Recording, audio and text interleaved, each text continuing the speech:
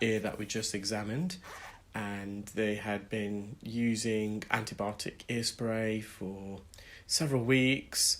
However, their symptoms were still present, and in fact they were worsening. They were complaining of really severe otalgia, which is earache, to the point where they weren't able to sleep at night. The pain was that unbearable that it was waking them up at night, and they had to take some painkillers, and their GP just advised them to visit myself. So what's in the ear? This is a combination of infected debris. I also think the patient has got a bit of keratosis obturans. You'll see that a bit later. Now, there were a few fungal spores just at the entrance, so it's possible and plausible that the reason why this patient hasn't reacted to her antibiotic spray and treatment is because they actually have a fungal infection, and obviously using antibiotics on fungal infections is not going to bode very well. It's going to be ineffective. Typically for fungal infections in the UK at least, what's prescribed is Canesten ear drops. Sometimes some sort of acidic spray can help as well. The acidity can change the pH in the level in the ear and stop fungi from multiplying and breeding. But Canesten is normally recommended. Now, with fungal ear infections, they are well known to be difficult to treat because just as soon as you think you're on top of it and the infection's treated, it can come back with a vengeance. So Canesten drops, for example, I think it's minimum 2 weeks, and they do recommend to use it at least a week after your symptoms have cleared, as I think that's what the instruction says. And knowingly, because as I mentioned, fungal infections are quite difficult to treat. I've cleared the debris at the entrance. You would have noticed it was quite reflective. That's because of the infected debris. It was white in colour. So when we shine the endoscope light source into the ear, which illuminates the ear, we get a really bright reflection back. So I've cleared all the entrance. Now, this is the section which I feel is the keratosis obturans, and we're very deep in the ear, and it was a bit uncomfortable for the patient. And I think in a moment I'm going to put some sodium bicarbonate drops, and sodium bicarbonate drops is very effective with dead keratin. So this is not wax, it's a bit of infected debris, but predominantly dead skin keratin. And because they've been using antibiotic spray for a while, the consistency of this skin has changed a bit. It's a bit mushy, but at its core, where I am now, it's still very embedded. So keratosis obturans is a buildup of dead skin that collects into the ear, into a plug, into a ball, just like what we're witnessing here. In most people, the skin that lines the ear canal and the outer layer of the eardrum, as it dies and sheds, it moves sideways out of the ear naturally, and then you get another fresher layer of skin that's secreted underneath, and it's a continuous process. But for some people, the skin doesn't migrate, and instead it collects medially. So in this region, so we're medial at the moment, we're towards the eardrum, and it forms a plug of dead skin, and this plug of dead skin gets bigger and bigger as more and more dead layers of skin attach to it. And think about it almost like a rubber ball, and it gets wider and wider, it expands, it gets bigger, and it can start widening and compressing against the canal walls. It can be very, very painful for the patient. So I've just dosed the ear with some sodium bicarbonate drops. I find sodium bicarbonate drops much more effective with keratin skin compared to what I normally recommend and use is an olive oil spray for earwax. Now, the patient, because the procedure was a bit uncomfortable for them, I don't feel because of I was being aggressive, it's just the nature of the beast. When you've got keratosis obturans, one of the landmarks is otalgia, pain, and this patient arrived with pain. So even before we proceeded with the treatment, they were in a lot of pain. In fact, she was holding the side of her head, the right side. So she asked whether we could just lay down on the couch. So with my ENT couch, you've got two options. Typically, you have the patient seated. The patients prefer that. But this patient asked whether she could lay down. She just felt it would be better. So you will see the angle of the ear is a bit different now. So where to the left, so at 9 o'clock is actually the top of the eardrum. So we've kind of twisted everything 90 degrees anti-clockwise. So to the right is actually the bottom of the eardrum. To the left, where we are now, is the top of the eardrum. To the top of the ear canal, that's the anterior part, the front part of the ear canal. And to the bottom, So at 6 o'clock, that's actually what would have been the posterior canal wall, so the back part. And the patient found it a lot more comfortable. And I'm just using a fine end suction probe. We're just going to detach this plug off the eardrum and off the canal walls. And so I'm just being really, really gentle and cautious. We're going to just now peel it now. This looks like the roof of the ear canal, but it's not. It's actually the front part of the ear canal. It's just the way we've laid the patient down. And I've got a plug of keratin out there. And you just see the back part of the eardrum. So to the base, so at 6 o'clock, you can just see the eardrum appearing now, but that's actually the back part of the eardrum. If you imagine, as I said, the patient's laying down. And this dead skin is very mushy as well. It's adhered itself to the canal walls. And to the left, you can see where we are now. This is all freshly secreted dead skin. So this is a fresh layer of skin that has died, but instead of shedding out the ear, it's just remained in the ear. And to the core, so as the plug of skin, as we go towards the center, the core, the color gets darker and to almost a brown, and in the middle, almost like a blackish appearance. And that's the oxidization process. So the longer the skin's been in the ear, it oxidizes and it changes color. Now this procedure, I think it was performed at the beginning of December, and I still remember it really well because we just had to be really, really gentle. We're gentle anyway, that's not the reason, but I remember this patient was in such agony. And unfortunately, in the UK, being an audiologist, I'm not able to apply any local anaesthetic. So for that to be performed in the UK, the patient would actually have to be seen by ENT or a nurse, who sometimes a prescribing nurse or prescribing pharmacist who are able to perform earwax removal, and they would be able to apply some local anaesthetic. Hopefully that can change in the future, but we shall see.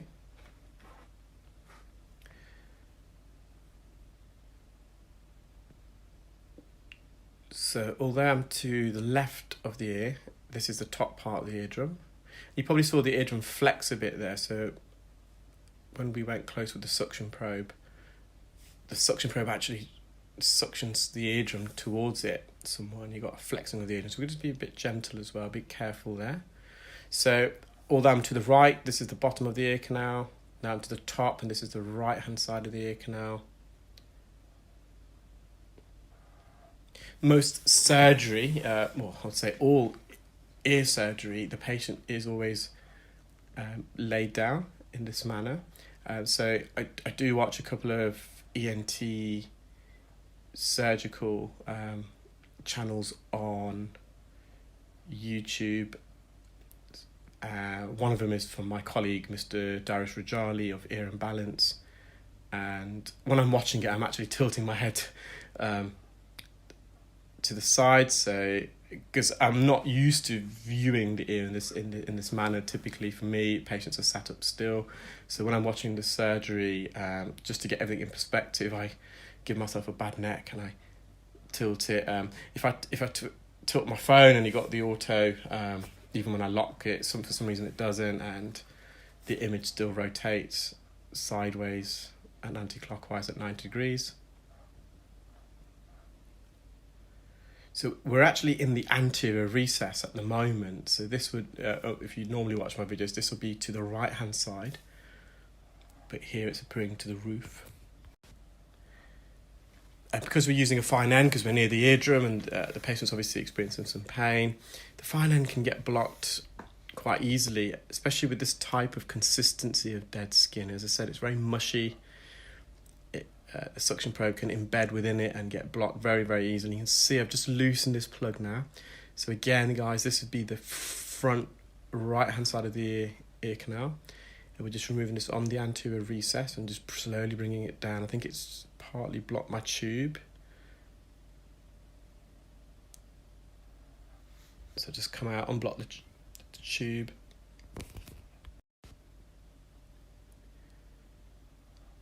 So because this has been lifted off the eardrum, the patient can hear significantly better already. And there we are, you can see the eardrum in the distance.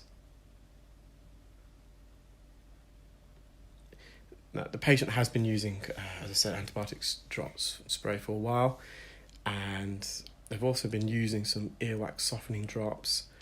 And what can happen when you overdose your ear with any sort of fluid, you get a wrinkly appearance. It's a bit like when you go for a shower and you come out and the paddings of your fingertips get wrinkly. And the patient's eardrum looks very wrinkly to me. And it's just because there's obviously been a lot of fluid in there, whether it be antibiotic drops or earwax softening drops. So the right ear finished. This is the same patient, but the left ear now. In terms of their right ear, we did write to the patient's GP requesting that they take an ear swab, just in case it is a fungal infection, and if so, they can then use the appropriate treatment. So the patient's left ear, there was a bit of a otitis externe at the entrance. There's a bit of a swelling. You'll see that a bit clearer as we remove the wax, and we get a different view in a moment. But just where the suction probe here is, you can see the ear canal goes upwards quite a lot. So the patient has got quite an inclined ear canal, but it was a bit puffy, a bit swollen, a bit of edema there. So you can see the eardrum already. Now, this patient's ear canal is very, very bendy, but I managed to navigate the bend. I'm using a fine line suction probe. I'm just mopping up. It's a bit wet. They had been using some drops here. Now, even if we leave this, the patient can hear. But I think I managed to remove a lot of it. I'm going to peel some skin. The patient's eardrum's healthy.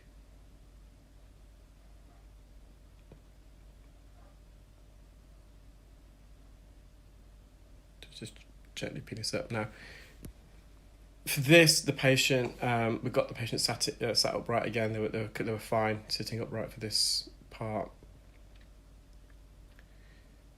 And all this, in a minute, I'm going to remove all this. This is just a sticky layer of keratin that's just embedded itself at the entrance of the ear.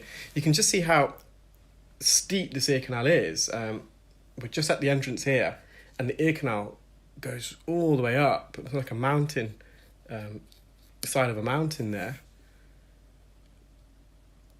You've got all this sticky dead skin.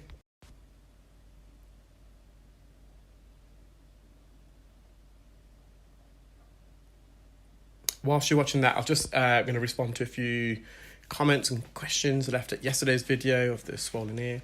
Some people wanted to know whether when the ear canal collapsed, when I was performing the procedure, whether the patient can feel it, and the answer is yes. They can actually themselves feel the canal collapse, and it does make a bit of a loud noise as well when it does. So can be a bit uncomfortable for the patient when the canal collapses, but because we came out immediately, they were fine.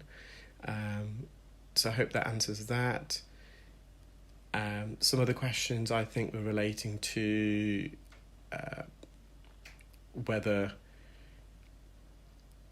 water is able to be used, and water, in that kind of scenario, water should be avoided. It's good to hear, because a lot of the comments in the past have related to modes of earwax removal in the US, and it seems to be like ear syringing and irrigation is quite common there still, and with those kind of conditions you wouldn't be able to do that. But it's good to know, because I've read through the comments, that in cases of ear infections, typically patients are being referred to ENT in America, or seeing them privately, or however the healthcare system works there, and they are having it suctioned, so that's good to know. So just using a Jobson horn now, just to kind of remove the sticky layer of skin. Put a bit of force, because on the cartilaginous portion we can put a bit of pressure here. It's not going to be uncomfortable for the patient. Some of the other questions received yesterday on the procedure, whilst again you're watching this, was whether the dry crusted skin at the entrance can be removed manually. In the case of the patient yesterday, it was so severe that you would be there all day just trying to remove that scaly skin, and it would be very uncomfortable, and it could cause to more infection because you're grazing that, and it opens up the epithelial layer. The outer protective layer of skin is then taken away, and the endothelium layer is exposed to bacteria, etc. So that is typically treated with ointments, cream, antibiotic sprays.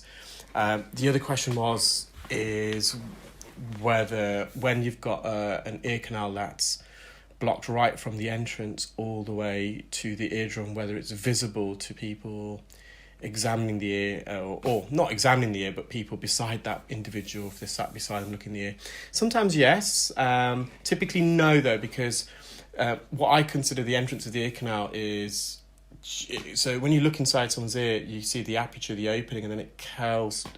If it's the right, to the left. If it's the left, it curls to the right, and it's just where that bend is. That's where I consider being the entrance of the ear. So some of it is concealed away. Someone else wanted to know whether earwax can smell, or actually does an infection smell. Now, even earwax can smell. If the earwax has been there for a while, earwax is acidic, so if it's been there for a while, yes, it can smell very acidic. Infections, of course, can smell. They have a really foul odour, kind of a rancid smell. If you've got, being an audiologist for many years as well, when someone's got an ear infection and they're wearing a hearing aid, which they shouldn't really be doing, because you want to, sometimes it's unavoidable for them, of course, but you want to avoid wearing a hearing aid if someone's ear is infected, because you want to allow natural air in there. But as soon as they take the ear mold out, it really does smell. You spend a few minutes after the patient leaves just spraying air freshener before the next patient comes, because it can be quite an offensive smell. It's not personal to the patient, they can't help it, but yeah, ear infections can smell really bad. I suspect I've become a bit used to it now. I've become almost immune to it. And I think the final question was, would the patient be able to take oral antibiotics? Yes, sometimes patients are prescribed oral antibiotics. In my experience, though, typically drops, because they're topical, they're directed to the ear, they're a bit more effective. But yeah, no, sometimes people can. Sometimes some patients can't have certain drops if they've got a perforation, for example, or they've got some sort of allergy to one of the active ingredients, and they take oral antibiotics. Amoxicillin's quite a common one here, and that can also work. It just depends on the severity of the infection. So that's also possible. I think they're the main questions. There's someone that wanted me to stop making food references. Unfortunately, that's not going to happen. I do apologise. And there was a few comments there. I've just decided any rude comments, or I'm not gonna respond to it anymore. I'm just gonna block the individual. So I think that's just the better. But I think moving forwards, what I'll do is, when I'm recording a video, I'll go back to the day before, have a quick look at the comments, and any questions that kind of jump out. I'll try and answer them in